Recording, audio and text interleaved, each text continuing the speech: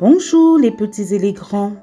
Nous sommes heureux de vous retrouver autour de la parole de Dieu. Notre méditation a pour titre La force. Bill et Marie trouvent un album photo. Ils sont assez intrigués. Regarde Bill, un album de photos. Oh, mais il y a plein de photos. Regarde, là c'est maman et tata Annie. Qu'est-ce qui est écrit? Thaïlande? Elle était en Thaïlande? Trop bien! Regarde, elles sont avec des éléphants. Maman est assise sur la trompe de l'éléphant. Maman! Oui, qu'est-ce qui vous arrive? Nous avons trouvé ceci, tu reconnais? Ah, ça, c'est mon album avec des photos de Thaïlande. J'aime beaucoup les éléphants. Mais maman, ce sont de grosses bêtes très dangereuses. Oui, c'est vrai, mais les éléphants peuvent être également très doux. Avez-vous déjà entendu parler du tsunami qu'il y a eu le 26 décembre 2004 à Phuket en Thaïlande? C'est quoi un tsunami? Ce sont de très grosses vagues provoquées par des mouvements de la Terre, comme un tremblement de terre, qui déplacent l'eau de l'océan. Ça fait très peur, maman. Oui, c'est un phénomène très effrayant. Ainsi, l'éléphant Ninong est mondialement connu pour avoir sauvé une fillette anglaise de 8 ans. Amber Mason se baladait sur le dos d'un éléphant lors de ce tsunami. L'éléphant perçut l'arrivée de la catastrophe et partit vers les hautes terres à toute vitesse pour s'éloigner des vagues qui allaient devenir rapidement monstrueuses et qui auraient pu les avaler toutes les deux. Et c'est ainsi qu'Amber fut sauvée? Exactement. Les éléphants sont d'une grande aide pour les humains dans certains pays.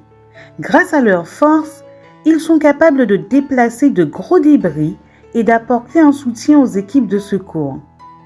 En plus de leur force, ils ont une ouïe exceptionnelle et une perception très développée. Cette capacité leur permet de prévoir bien avant les hommes l'arrivée de tremblements de terre, de tempêtes ou de raz-de-marée.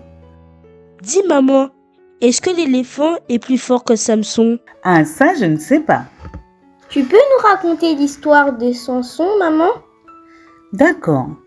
Dieu choisit Samson pour libérer les Israélites des mains des Philistins. Parmi ses engagements, Samson ne devait jamais se couper les cheveux. Dieu le rendit très fort. Malheureusement, il faisait un peu à sa tête. Il tomba amoureux d'une femme appelée Dalila et l'épousa. Les Philistins promirent beaucoup d'argent à Dalila pour connaître l'origine de la force de Samson. Et elle n'arrêtait de lui demander « Samson, d'où vient ta force ?» Exactement. Samson lui révéla son secret malheureusement. Comme tu dis, malheureusement. Samson lui répondit « Si on me coupe les cheveux, je perdrai ma force. » Alors elle lui coupa ses longs cheveux pendant qu'il dormait, et sa force le quitta. Ils le firent travailler comme une bête et se moquer de lui. Quelque temps plus tard, pour fêter leur victoire sur Samson, ils l'amenèrent dans le temple de leur dieu Dagon. Mais ses cheveux commençaient à repousser, la. Oui, alors il pria Dieu de lui rendre sa force une dernière fois. Il s'appuya sur 2 colonnes et poussa de toutes ses forces. Le temple s'écroula, tuant Samson et tous les Philistins. Samson n'a pas respecté ses engagements, mais Dieu lui a permis de mener à bien sa mission, celle de délivrer son peuple des Philistins. Chers enfants, quelquefois, nous voulons faire à notre guise, mais sachez que nous gagnons à obéir à Dieu. C'est lui qui nous rend forts. Nous pouvons le lire dans le psaume 118, le verset 14. L'Éternel est ma force et le sujet de mes louanges. C'est lui qui m'a sauvé. Prions les enfants. Mon Dieu, je te remercie de nous donner ta force